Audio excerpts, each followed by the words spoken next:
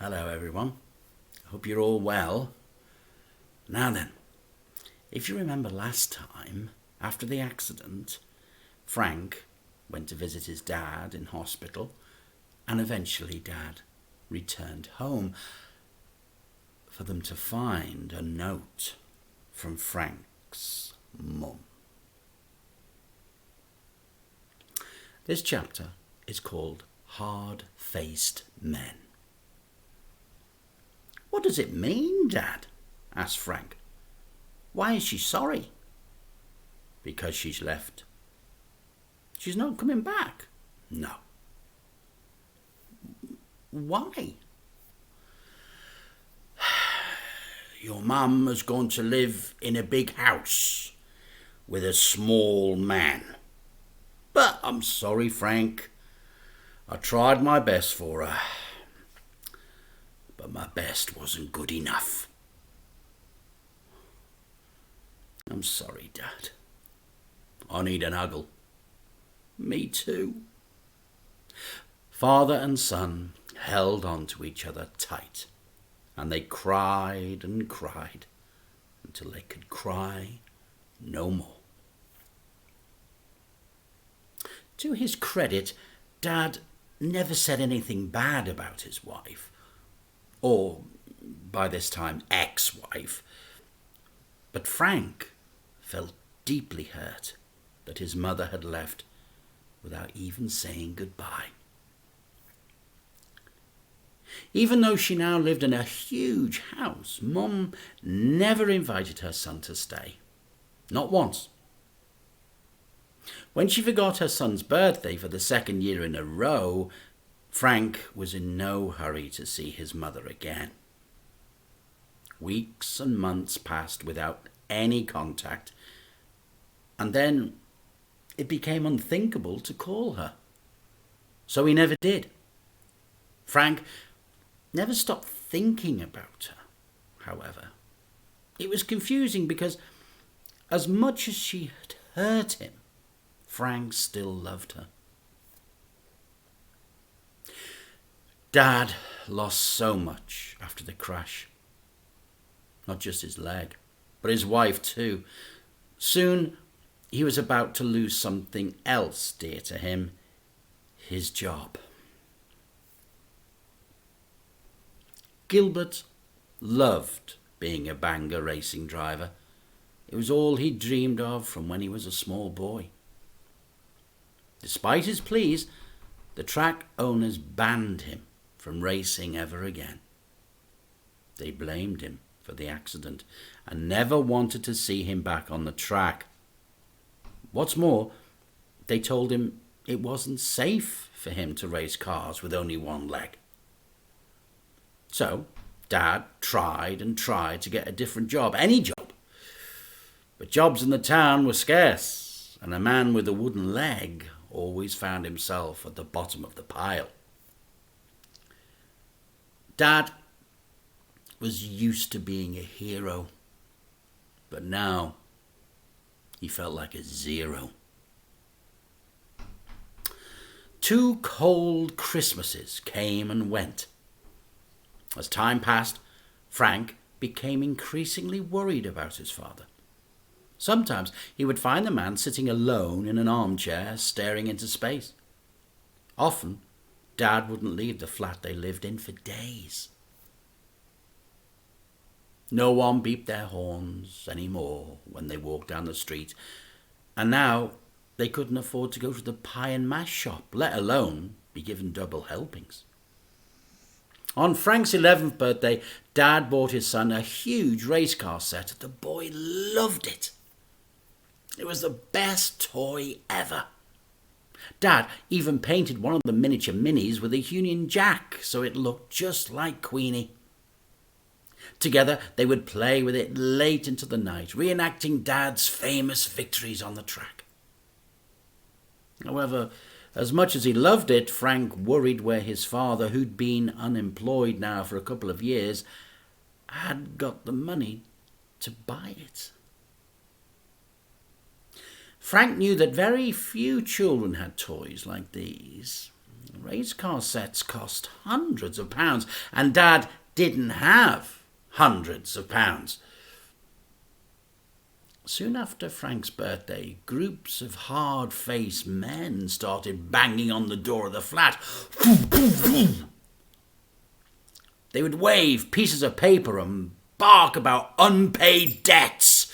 Then they would push past Frank and force their way in. Once inside, the men would pick up anything they thought might be worth something and march out with it. First it was the TV, then it was the sofa, then it was the boys' bunk bed. One time, Frank wouldn't answer the door, and they simply smashed it off its hinges. That day, they took the toy race car track. After these visits, Dad would become full of sorrow. A look of despair would cross his face, and he would sit in silence.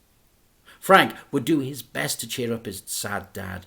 "Don't be down, Dad," the boy would say. "I will get all our stuff back one day, I promise. When I'm grown up, I will become a racing driver just like you. Come here, son. Give us a huggle." The pair would embrace, and everything would feel right again. They may have been poor, but Frank never felt poor in his heart. The boy didn't mind that his jumpers had so many holes in them they were more hole than jumper. He never cared that he'd had to carry his books to school in a plastic bag that always broke.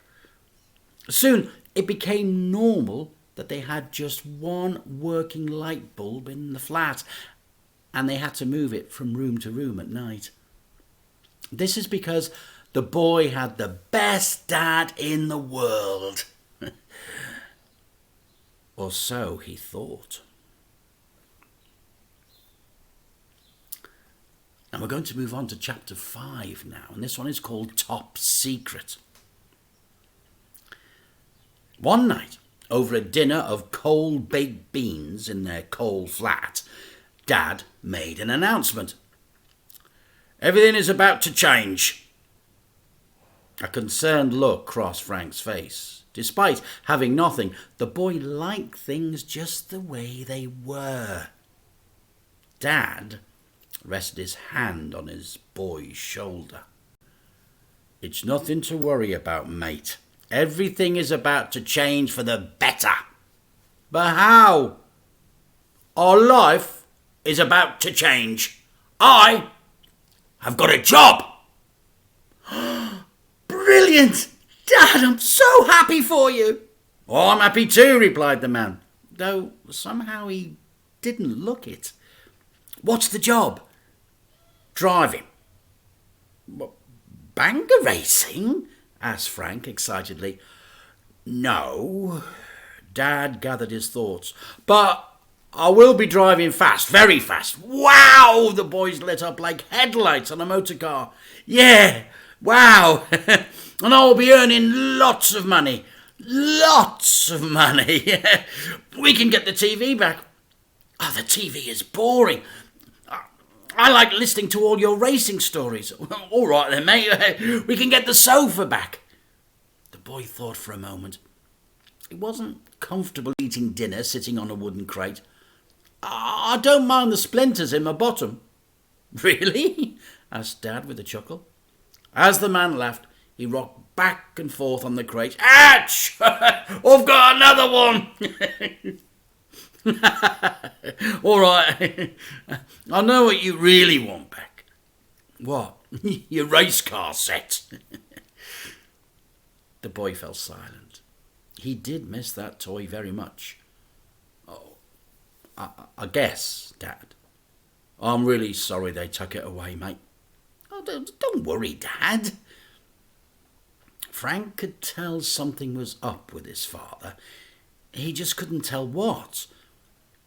What was this mysterious job? "So, what will you be driving, Dad? Race cars?" "No, this is driving just as fast, but on real roads." Ambulances? No. Fire engines? No. The boy's eyes widened. Not for the police? Dad managed to nod and shake his head at the same time. That sort of thing, yeah. The boy's brain braked. Dad, what do you mean, that sort of thing? Whoa, it's top secret. Tell me, demanded the boy.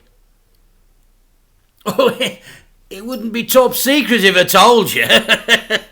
Well, it would be very nearly top secret. I can't, mate, sorry, but I'm going to get paid. Big money, really big money. And we're going to have stuff, lots and lots of stuff. New trainers, toys, computer games, whatever you want. Frank watched with concern as his dad's eyes widened. It all sounded too good to be true. But I don't need a lot of stuff, Dad. All I need is you. Dispersed Dad's balloon. Yeah. Don't worry, I'll be here. I ain't going anywhere. You promise? Yes, I promise, mate. And you aren't going to get hurt, added the boy. The last thing he wanted was for his dad to lose his left leg. A promise, said Dad. He held up 3 fingers on his right hand. Scout's honour! You never were a scout, Dad. It don't matter. Now, finish up those baked beans. I'll need you to go to bed. Like all children in the world, Frank knew exactly what time his bedtime was, and it wasn't now. But it's not my bedtime yet, he protested. Oh, by the time you're ready for bed, it will be. That logic, although sound, was deeply annoying. Not fair! Why do I have to go to bed now? Oh, Auntie Flip will be here in a minute to look after you. Oh, no.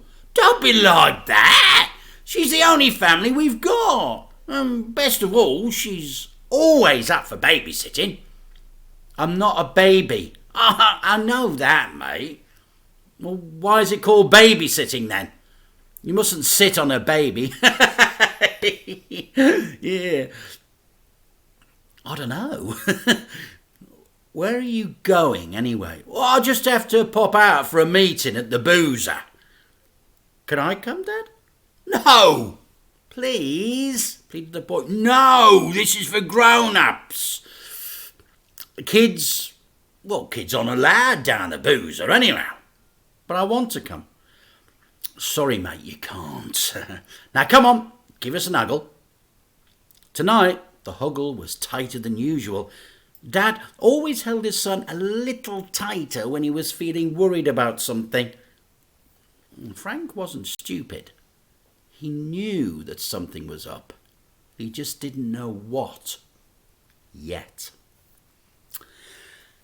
And that's the end of that one. Well, next time we'll try and find out what this mysterious job is.